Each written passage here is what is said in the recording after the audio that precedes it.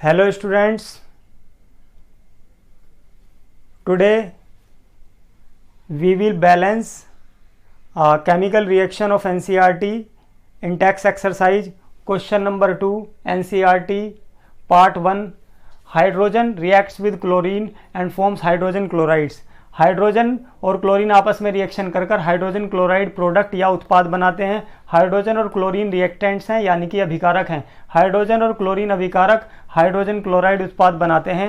Right the balanced equation, balanced chemical equation हमें लिखनी है for the following chemical reaction. इस केमिकल रिएक्शन को हमें बैलेंस करके लिखना है। अब स्टूडेंट्स हमें ये देखना है ये किस फॉर्म में है। इस फॉर्म में, जब ये स्टेटमेंट की फॉर्म में तो है नहीं, मतलब ये इस तरह से इंग्लिश में और उनके बीच में जो प्लस और एरो ये सब करके रिएक्टेंट्स एंड प्रोडक्ट्स के बीच में ये अरेंज करके लिखी गई है। तो इसका मतलब ये हुआ कि हमारी वर्ड केमिकल इक्वेशन है। ये क्या है? हमारी शब्द समीकरण है। ये हमारी वर्ड केमिकल इक्वेशन है। वर्ड केमिकल इक्वेशन है हमारी। ये है वर्ड केमिकल इक्वेशन। ये हमारी वर्ड केमिकल इक्वेशन है यानी कि शब्द रासायनिक समीकरण है। शब्द रासायनिक समीकरण, शब्द रासायनिक समीकरण। अब हमें शब्द रासायनिक समीकरण को सिंबल्स एंड फॉर्मूले की फॉर्म में कन्वर्ट करना है। सिंबल्स एंड फॉर्मूले की फॉर्म में कन्वर्ट करना है इसे बैलेंस करने के लिए। हाइड्रोजन का सिंबल होता है H2। हाइड्रोजन का स्टूडेंट सिंबल होता है H2 क्योंकि हाइड्रोजन जो एटम होता है उसका सिंबल H होता है और हाइड्रोजन एलिमेंट का सिंबल होता है H2 क्योंकि ये इसकी एलिमेंटल स्टेट है और ये इसकी नेटिव फॉर्म है। हाइड्रोजन के साथ लिखा हुआ है रिएक्ट करता है क्लोरीन। क्लोरीन का सिंबल तो एटम का Cl होता है लेकिन क्लोरीन डाइएटोमिक गैस की फॉर्म में पाई जाती है और ये इसकी एलिमेंटल फॉर्म होती है Cl2। These are providing us hydrogen chloride a single product, it means HCl ये हमें देगा। तो ये हमारा क्या हुआ? Product student.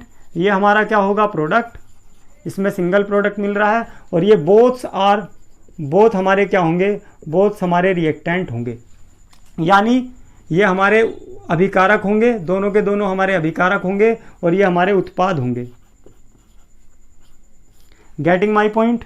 अब ये जो जिस फॉर्म में ये आई है फॉर्मूले और सिंबल्स की फॉर्म में जो हमारी वर्ड केमिकल इक्वेशन से जनरेट हुई है, इसे हम क्या बोलते हैं स्टूडेंट? इसे हम बोलते हैं skeletal chemical equation. Skeletal chemical equation, इसे हम बोलेंगे skeletal chemical equation. Skeletal chemical equation बोलेंगे इसे स्टूडेंट।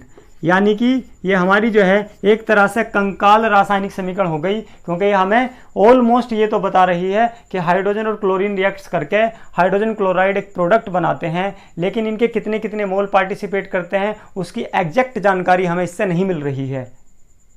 तो इसलिए हमें इसे बैलेंस करना होगा। और ये चूंकि अनबैलेंस्ड केमिकल इक्वेशन है, इसका चेक करने का तरीका मैंने आपको इससे पहली वीडियोज़ में बता भी रखा है। तो ये अनबैलेंस्ड केमिकल इक्वेशन है तो इसलिए ये फॉलो भी नहीं करती है law of conservation of mass को, इसलिए भी हमें इसे बैलेंस करना होगा। तो चलिए इसे बैलेंस करके देखते हैं।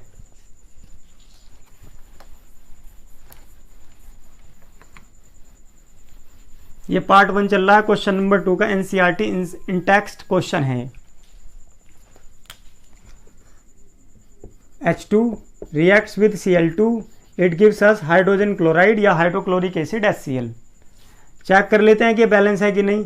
लेफ्ट हैंड साइड ये हमारे रिएक्टेंट होते हैं, ये हमारा राइट हैंड साइड हो गया, ये हमारे प्रोडक्ट होते हैं। तो लेफ्ट हैंड साइड ये हमारा right hand side. Left hand side में हाइड्रोजन एटम है और क्लोरीन एटम है, इनके सिंबल लिख लिए हमने। हाइड्रोजन के कितने एटम हैं? H2 मोलिक्यूल के अंदर 1 2 2 यानी कि इसके अंदर 1 2 2 यानी कि इसके 2 एटम हैं। अब प्रोडक्ट साइड चेक करेंगे यानी कि यहाँ पर 1 कोफिशिएंट है तो 1 की इंटू H के एक एटम के साथ होगी तो 1 इंटू 1 इज इक्वल टू आ जाएगा 1।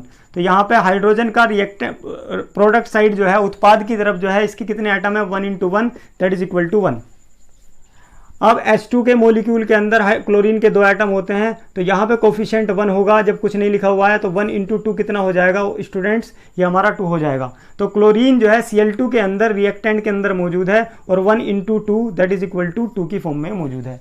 यानी कि रिएक्टेंट साइड हाइड्रोजन और क्लोरीन दोनों के एटम 2 2 हैं, लेकिन प्रोडक्ट साइड जो है, अब हम जब क्लोरीन चेक करेंगे तो ये क्या आ जाएगा? 1 into 1 that is equal to 1 आएगा हमारा। क्लोरीन भी इसे क्योंकि इसका आगे कोफिशिएंट 1 है तो 1 into 1 that is equal to हमारा क्लोरीन भी 1 होगा। तो ना तो हमारा हाइड्रोजन बैलेंस ना हमारा क्लोरीन बैलेंस, दैट्स वाई ये हमारी, इसलिए हम क्या बोल देंगे इसे? ये हमारी अनबैलेंस्ड असंतुलित रासायनिक समीकरण हो जाएगी। असंतुलित रासायनिक समीकरण हो जाएगी ये हमारी अनबैलेंस्ड केमिकल इक्वेशन, ये हमारी होगी। अब चूंकि ये अनबैलेंस्ड केमिकल इक्वेशन है, पहले हमें वर्ड इक्वेशन की फॉर्म में दी गई थी, शब्द समीकरण की फॉर्म में। हमने इसे सबसे पहले क्या करा, हमने इसे जो है इसके सिंबल्स और फॉर्मूले, रिएक्टेंट्स के सिंबल्स और फॉर्मूले लिखने के बाद इसे हम स्केलेटल केमिकल इक्वेशन की फॉर्म में ले आए। अब हम इसे बैलेंस कर रहे हैं। कैसे बैलेंस करेंगे? सबसे पहले हम इसे कैसे बैलेंस करेंगे, ये हमारा लेफ्ट हैंड साइड, ये हमारा रिएक्टेंट हो गए, और राइट हैंड साइड पर हमारे स्टूडेंट्स प्रोडक्ट होते हैं, उत्पाद होते हैं। तो लेफ्ट हैंड साइड पर हाइड्रोजन एटम है और क्लोरीन एटम है, इसके 2 एटम है मैंने अभी बताया, और क्लोरीन के भी 2 एटम है, 1 2 2 1 2 2।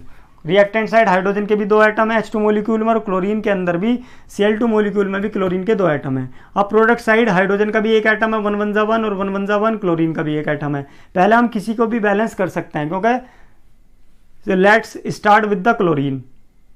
क्लोरीन का बैलेंस करते हैं, तो क्लोरीन को जब हम बैलेंस करेंगे, यहाँ पर रिएक्टेंट साइड 2 है और प्रोडक्ट साइड 1 है। देखो क्लोरीन यहाँ पर 1 2 2 है, और यहाँ पर कितना क्लोरीन 1 1 1 है। तो इसे प्रोडक्ट के भी क्लोरीन के एटम को 2 करने के लिए हमें क्या करना होगा, यहाँ 2 से मल्टीप्लाई कर देंगे कोफिशिएंट से।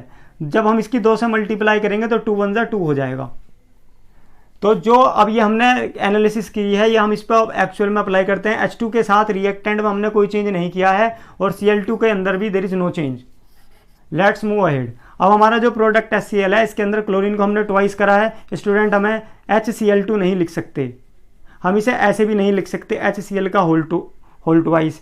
हम इसे तो फिर किस फॉर्म में इसे हम लिख सकते हैं, हम इसे बाहर से ही कोफिशिएंट से इंटू करेंगे, यानी HCl के मोल को हम ट्वाइस कर देंगे। HCl के मोल को हम ट्वाइस कर देंगे, इससे हमारा क्लोरीन भी क्या हो जाएगा, 2 × 1 दैट इज इक्वल टू 2 हो जाएगा।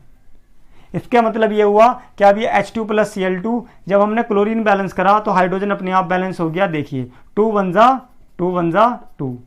अब देखिए प्रोडक्ट साइड भी हाइड्रोजन 2 है, और यहाँ पर 1 कोफिशिएंट है, और 1 की 2 से इंटू होगी, तो 1 2 2। यानी कि कहने का मतलब ये हुआ स्टूडेंट कि हाइड्रोजन भी जो है, रिएक्टेंट साइड भी 2 है और प्रोडक्ट साइड भी 2 है, तो ना भी हमारी बैलेंस हो चुकी है। तो हम क्या बोलेंगे, it is a balanced chemical equation right now. लेकिन हम इसमें आपको चेक करके एक बार और बता देता हूँ, ऐसे ही चेकर बोर्ड बना के, कि यहाँ तक हम आ गए हैं ना, तो हम इसका चेकर बोर्ड बना के आपको बता देते हैं कि बैलेंस कैसे हो गई है। देखिए नीचे वाली इक्वेशन जो भी बैलेंस होकर आई थी, तो इस यहाँ पर हमारा कोफिशिएंट 2 आ रहा था। मैं आपको चेक करके बताता हूँ। रिएक्टेंट साइड हाइड्रोजन एटम आपको कितने दिख रहे हैं, 1 2 2, यानी कि हाइड्रोजन का सिंबल और इसके कितने एटम है, 2 हैं। कैसे हैं, 1 2 2 की फॉर्म में हैं, एक मॉलिक्यूल के अंदर ही दोनों एटम है। क्लोरीन के अंदर 1 2 2, यानी कि 1 2 2 that is equal to 2। Chlorine के भी जो है एक ही मॉलिक्यूल के अंदर दोनों एटम है। HCl मॉलिक्यूल के अंदर अब हाइड्रोजन के एटम चेक करेंगे, 2 1 2, तो यानी कि 2 1 2 की फॉर्म में यहाँ पर 2 हाइड्रोजन एटम है प्रोडक्ट में, यानी HCl के अंदर, उत्पाद के अंदर। अब क्लोरीन का एटम चेक करेंगे, 2 1 2, that is 2 1 2 is equal to 2। तो इसका मतलब है हाइड्रोजन भी हमारा बैलेंस्ड है और क्लोरीन भी हमारा बैलेंस्ड है। हैंस ये हमारी क्या हो गई है स्टूडेंट्स, ये हमारी बैलेंस्ड केमिकल इक्वेशन बन चुकी है।